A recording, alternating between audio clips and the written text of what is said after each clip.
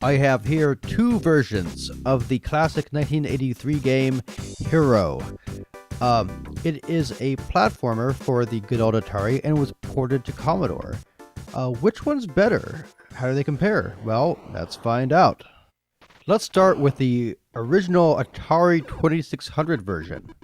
Your goal in this game is to rescue all of the trapped miners, and you do that by descending into this huge cave and avoiding a variety of enemies, including spiders, this weird tentacle thing, snakes, water, your own dynamite, and closing magma walls. But hey, if it were easy, you wouldn't be much of a hero now, would you?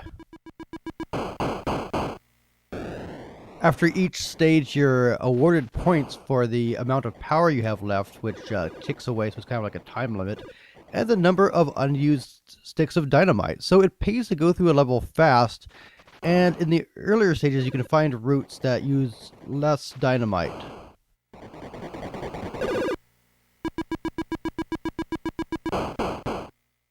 The game is a rather tricky platformer. You have a helicopter pack that does take about a second or two to spin up before you lift back off, and it takes a lot of technique and careful movements to beat these levels. You can see here I just turned out the lights by accident, which makes it a little bit more tricky to see where you need to go. And you need to be very careful with the joystick in order to beat this game, too. Delicate movements are a necessity. You'll use a lot of quick taps.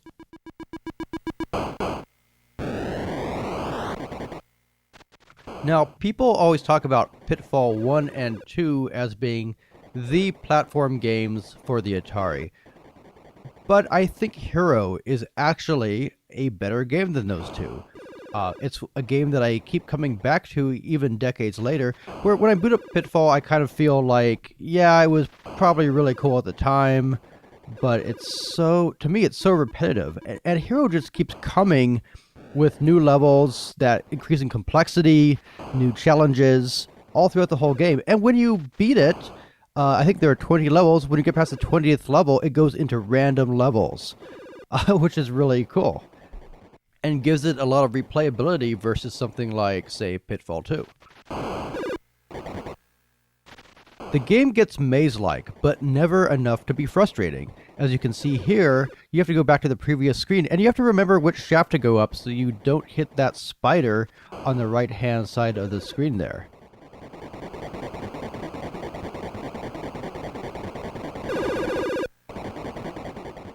And here, I'm going to opt to use a stick of dynamite rather than hit that light switch. And here's an example of some of the kind of twitch movement you'll need to succeed in H.E.R.O. Now, I've got to talk about the graphics for a second. This is a beautiful game as far as the Atari goes. Now, it might not look like much if you are used to, say, the Commodore or NES, but this is a great example of a game that plays very well with the Atari's strengths and weaknesses. It's got this beautifully animated water you see down there. I love good animation like that. It uses color beautifully. I kind of like this smooth, abstract look of the caves, and how each segment, every few lines is a very slightly different color. It has somewhat of a unique look there. And one that's not actually very easy to reproduce on other 8-bit systems. So it's perfect for the Atari. Now, this was captured off my heavy 6er, which puts out a nicer RF signal I found than my 7800. And I also found that the 7800 had some minor graphical glitching with the heads-up display in this game that you don't get on the older models. So that's something to keep in mind with H.E.R.O. Now let's see how it fares on the good old Commodore 64. Now the Commodore is a much more powerful system, and H.E.R.O doesn't really play to its strengths.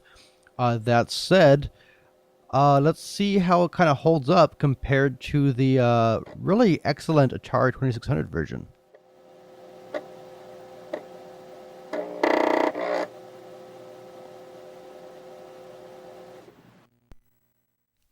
Well, first off, you'll notice that the graphics are a lot more detailed.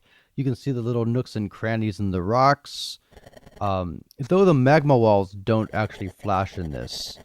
The palette is a little bit more limited, but there are some really positive things about this port. One thing is that it controls a little bit better because you can see when your jetpack or helicopter pack is spinning up. In the Atari one, it doesn't make a noise or rotate until you're actually in the air. And on this one, it starts making a noise and rotating immediately when you hit the up button, so you can tell when you're about to have liftoff. And those fly enemies actually move in a much more intricate pattern in the Commodore version, which I like a lot. That was a really good, really smart change that they made. Now, with all that's positive about the Commodore one, there's some drawbacks too. I already mentioned the palette, and there are little things like the water's not quite right. On the Commodore 64, you can see a big blotch of solid brown where it animates. Now, on the Atari, this was smartly covered up with a gradient, and it kind of blended with the art style of the entire game. Now, the Commodore has 64K of RAM, and I think that's enough that they could have animated the water a lot better. They also could have easily made the magma flash. And this version is actually missing that awesome jetpack startup sound at the beginning of the level. So yeah, look at here. You just kind of start off. There's no, there's no power charging animation. And the snakes don't animate nearly as well either. I think it's kind of a choppy animation. Where on the Atari, they were perfectly smooth. It doesn't really help because on the snakes, you have to get the timing just right. You want to go down right as they're retreating back into their hole. And kind of like with this magma wall, you want to go for it as soon as it closes. And I completely botched that one. Now, like on the Atari one, on the Commodore one, you get to select your starting level. And this is a little bit different because you can start right off on the Pro level, which is the random levels. Now, on the Commodore, I've noticed I'm getting the same random levels each time, but things are much more sped up. On the Atari one, I believe I was getting completely different levels each time I played. On the Atari one, if you start on the last difficulty, you start off on the last level of H.E.R.O, and then once you beat that, it goes into random levels. And does not say Pro at the bottom. Pro was reserved for beating the game from, at least 7 or 8 of the regular levels. On this one, you get Pro, is just another difficulty setting. Okay, well, which version of H.E.R.O is better? Well, I know I've been really hard on the Commodore lately. It really is one of my favorite systems.